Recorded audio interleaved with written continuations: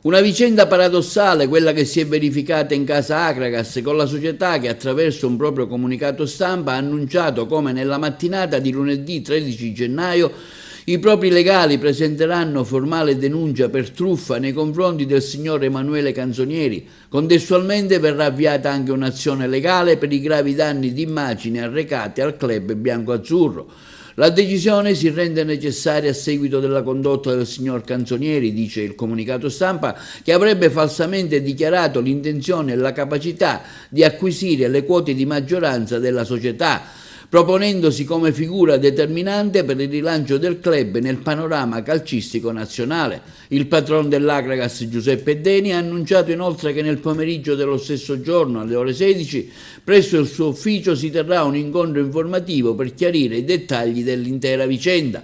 La società, pertanto, ribadisce il proprio impegno nel tutelare l'integrità del club e la trasparenza nei confronti dei tifosi. Intanto Canzonieri aveva promesso in occasione della sua venuta in città un rilancio del club, aveva anche incontrato il sindaco Miccichè per affermare come avrebbe rilevato la società di calcio agrigentina, parlato di investimenti futuri, ma tutto ciò non è stato possibile per impedimenti sopravvenuti. Canzonieri, attraverso una sua videodichiarazione, ha affermato che manterrà le sue promesse. Purtroppo devo ritornare a Vicenza per risolvere inconvenienti personali, chiedendo scusa al primo cittadino per avere garantito una rinascita importante al calcio agrigentino.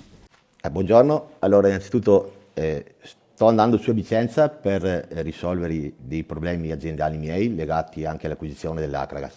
Ad oggi, purtroppo a causa di questi problemi, non si sono perfezionate le operazioni che dovevamo fare col dottor Deni, quindi pertanto passerò di mano nuovamente alla società del dottor Deni, il quale se ne prenderà cura nel miglior modo possibile e cercherà di fare ciò che io in questo momento qua non sono stato in grado di fare. Ho fatto delle promesse in virtù anche delle possibilità che lavorativamente avevo per le mani, non sono stato in grado di mantenerle a causa di problemi lavorativi legati alla mia azienda.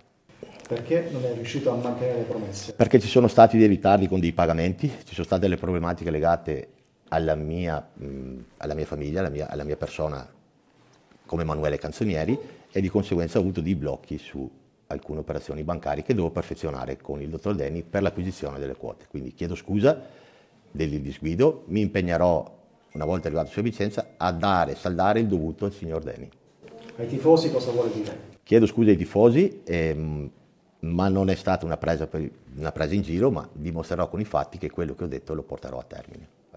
Chiedo scusa al signor sindaco per l'inconveniente di ieri, ma purtroppo ieri sera ho avuto delle sorprese che non sono dovute alla mia persona e quindi io in questo momento qua devo soltanto chiedere scusa alla città di Agrigento. Ecco. Quale altro passaggio ci sarà adesso? Riuscirà a mantenere le promesse tornando a Vicenza? Farò l'impossibile per mantenerle perché ci sono tutte le carte in regola per farlo. Una volta che avrò sistemato le cose, torno qua ad Agrigento senza nessun problema. E manterrò quello che ho detto, dai calciatori alla squadra, tutto quello che è stato detto verrà fatto.